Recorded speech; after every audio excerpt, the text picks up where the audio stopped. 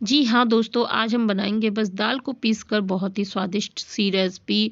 और इस तरह से दाल को आपको पीस लेना और बहुत ही स्वादिष्ट रेसिपी आपकी बनकर तैयार हो जाएगी। तो नमस्ते दोस्तों, आपका स्वागत है यूपी की सीमा की रसोई में। कैसे हैं आप सब? आई होप आप सब बहुत ही अच्छे होंगे। तो यहाँ पर हमने ले ली है दाल को, हमने अच्छे से पानी से धुलकर भिगो कर रख दिया था। 2 घंटे में अच्छे से ये फूल गई है और फूलने के बाद हम इसे एक मिक्सर जार में ट्रांसफ़र कर लेते हैं, पानी निकाल देते हैं और दाल हम ले लेते हैं। इसमें पानी हम बिल्कुल यूज़ नहीं करेंगे, इसलिए अच्छे से पानी को निकाल कर हम दाल को सारा मिक्सर जार में डाल लेते हैं। मैं तो आपसे रिक्वेस्ट करना भूल ही गई कि अगर रेसिपी अच्छी लगेगी तो रेसिपी क्लिक लाइक कर दीजिएगा और चैनल पे नए होंगे तो चैनल को सब्सक्राइब करके बेल आइकन जो है उसे दबा दीजिएगा। तो हमने सारी दाल जो है पानी में से निकाल कर ले ली है और इसमें अगर आप तीखा खाना चाहते हैं तो 1-2 हरी मिर्च डाल सकते हैं। और हमने कोई भी मिर्च वगैरह का यूज़ नहीं किया है, बस दाल को इस तरह से दरदरा सा पीस कर तैयार कर लेंगे, वो भी बिना पानी के। और इसे एक बड़े बर्तन में निकाल लेते हैं। दाल को हम ट्रांसफ़र कर ले रहे हैं एक बड़े बर्तन में। इस तरह से दाल को हम ट्रांसफ़र कर लेंगे।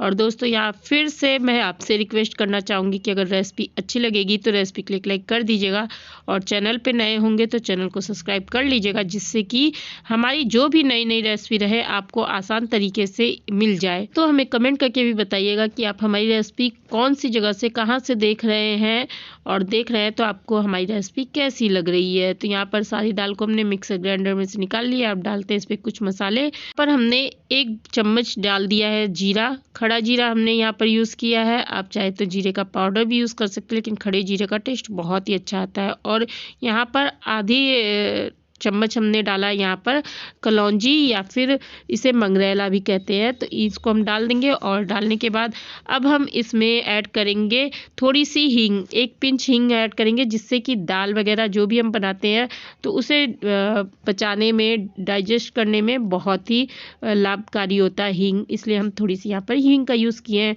और अब यहाँ पर हम थोड़ी सी कसूरी मेथी यूज़ करेंगे, जिसे हाथों से क्रश करके डालेंगे।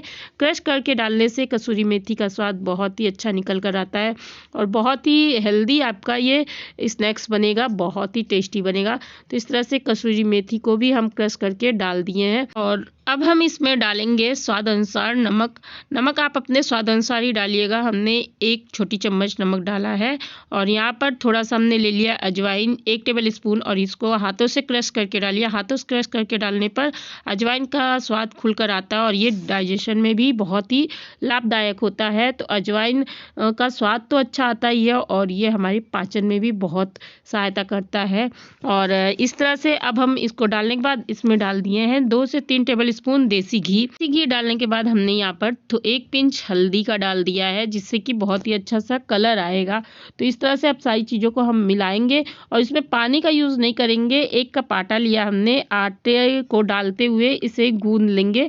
हमने यहाँ पर नॉर्मल गेहूं का आटा लिया है। आप चाहे तो इसमें 1/4 कप सूजी डाल सकते हैं और 1 कप गेहूं का आटा, जिससे कि इसमें बहुत ही अच्छा सा करारापन आता है। लेकिन यहाँ पर बस गेहूं के आटे का यूज़ कर रहे हैं, तो गेहूं के आटे को थोड़ा थोड़ा डालते हुए इसका सख्त डो हम बनाकर तैयार कर लेंगे। तो इस तरह से हम इसको गूंदेंगे तो अच्छे से इस गूंद जाएगा और सख्त डो तैयार हो जाएगा। हमने यहाँ पर पानी का बिल्कुल यूज़ नहीं किया है और इस तरह से अपना सारा डो बनाकर तैयार कर लिया। तो देखिए अच्छे से हमारा ये गूंद कर तैयार हो चुका है। और इसको गूंदने में हमने कोई भी पानी का यूज़ नहीं किया है। इसे आपको पूरी से टाइट आटा गूंद कर तैयार करना है। इसका ढककर रख देते हैं रेस्ट करने के लिए। तब तक हम यहाँ पर कुछ प्रिपरेशन कर लेते हैं। तो यहाँ पर 2 टेबल स्पून हमने घी लिया और 2 टेबल स्पून हमने इसमें आटा डालकर इसको अच्छे से मिलाकर रख लेंगे। इस तरह से फेंट कर रख लेंगे। जब हम लेयर बनाएंगे तो उस पर ये हम यूज़ करेंगे। तो इस तरह से हम इसे अच्छे से मिलाकर रख लेते हैं। इसमें लम्स नहीं रहने चाहिए, तो इस तरह से मिलाएंगे आप तो अच्छे से ये मिल जाता है। तो ये हमारा घी और आटे का एक पेस्ट तैयार है। अब हम चलते हैं अपने आटे की तरफ। तो यहाँ पर आधे घंटे आटे को रखे हुए हो गया था और इसको अब हम एक बार अच्छे से हाथों से मसल लेते हैं। इस तरह से आप हाथों से अच्छे से मसल लीजिएगा, जिससे आटा थोड़ा सा सॉफ्ट हो जाएगा। और इस तरह से अब एक लोई तोड़ेंगे और एक चकले बेलन पे हल्का सा हम घी लगाएंगे या फिर रिफाइंड ऑयल, और उसे इस तरह से बेल लेंगे। तो हमें इसे बहुत मोटा नहीं बेलना है। जितना आप रोटी बेलते हैं जितना पतला, उतना ही हमें इसे पतला बेलना है, क्योंकि हम इसे कई लेयर में बना रहे हैं। तो इस तरह से आप बहुत ज़्यादा मोटा इसे मत बेलिएगा पहले राउंड में। पहले राउंड में आप इसे जितना पतला बेलेंगे उतना ही आपका ये क्रिस्पी बनकर तैयार होगा। तो इस तरह से हम अच्छे से इसे बेल लेते हैं और हमने इसे रोटी जितनी पतली बेल कर तैयार कर लिया। आप कोई गिलास या कटोरी इस तरह से आप लीजिएगा और उससे राउंड शेप इसका काट लीजिएगा। तो इस तरह से हम गिलास को रखकर इसका राउंड शेप काट लेते हैं। और राउंड शेप काटने के बाद यहाँ पर जो साइड में एक्स्ट्रा पार्ट हमारे निकल कर आएंगे उसे हम निकाल कर हटा लेते हैं। तो इस तरह से हम सारे पार्ट एक्स्ट्रा वाले निकाल लेते हैं और इस तरह से हमारे राउंड शेप के ये मठरी मिलकर तैयार हो चुकी है। आप चाहे तो इसको इसी तरह से फ्राई कर कर तैयार कर सकते हैं।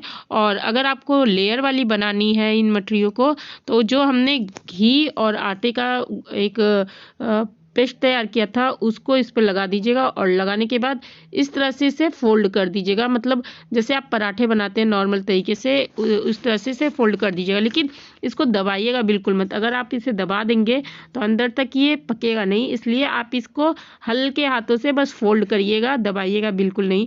और इस तरह से देखिए हम इसे फोल्ड कर देते हैं और फोल्ड करने के बाद अच्छे से इस पर घी और आटे वाला लेप लगाकर इसको फोल्ड कर दे रहे हैं। बस इस तरह से 4 फोल्ड हमने इसे कर दिया और ये हमारी बहुत ही अच्छी सी मठरी बनकर तैयार हो चुकी है। और इस तरह से जब आप ये स्नैक्स बनाएंगे तो बच्चे देखकर इसे फटाफट खाएंगे और बहुत ही हेल्दी ये स्नैक्स है। इसमें हमने दाल का यूज़ किया है, आटे का यूज़ किया है, मेथी का यूज़ किया है, कोई भी मैदे वगैरह का यूज़ हमने नहीं किया है। तो ये बहुत ही हेल्दी स्नैक्स आपका बनकर तैयार होगा बहुत ही आसान तरीके से। टाइम में ये आप बहुत ढेर सारा बनाकर स्नैक्स रख सकते हैं। तो यहाँ पर हमने गैस पर रख दी थी एक कढ़ाई, उसमें तेल रख दिया था गर्म होने को और तेल हमने चेक कर लिया ये अच्छे से गर्म है। अब यहाँ पर लो मीडियम गैस करके हम यहाँ पर एक एक करके मठरी को अपने डालते हैं और डालकर इस तरह से फ्राई करेंगे। यहाँ पर गैस की फ्लेम को हम कम ही रखेंगे क्योंकि ये मठरी थोड़ी कई लेयर में है, तो इनको अंदर तक अच्छे से सेकने के लिए हम लो मीडियम गैस पर इसको सेकेंगे अच्छे से। और इस तरह से हम सारी मठरियों को अपने डाल देते हैं, जितनी मठरी हमारी एक बार में आ जाए। तो इस तरह से हम मठरियों को डालकर थोड़ा सा अलट पलट कर इसे चला देते हैं। अलटते पलटते हम इसे चलाते हुए बराबर पका लेंगे, दोनों तरफ से अच्छा गोल्डन ब्राउन कलर आ जाए। और यहाँ पर आपको जल्दबाजी बिल्कुल नहीं करनी है जब आप इसे पका रहे हो तेल में डालकर। तो यहाँ पर गैस की फ्लेम को आपको लो ही रखना है और लो रखकर आप इसे अच्छे से पकाइएगा। बहुत ही अच्छा सा कलर आ गया है अब हमारी मठरी में, तो हम इसको निकाल लेते हैं। और इस तरह से देखिए हम थोड़ी थोड़ी मठरी करके अपना निकाल लेते हैं। साइड में जो एक्स्ट्रा ऑयल है वो साइड में करके इसे रोक लेंगे तो जो एक्स्ट्रा ऑयल है वो कढ़ाई में वापस चला जाएगा। और इस तरह से हम अपनी सारी मठरियाँ फ्राई कर लेते हैं।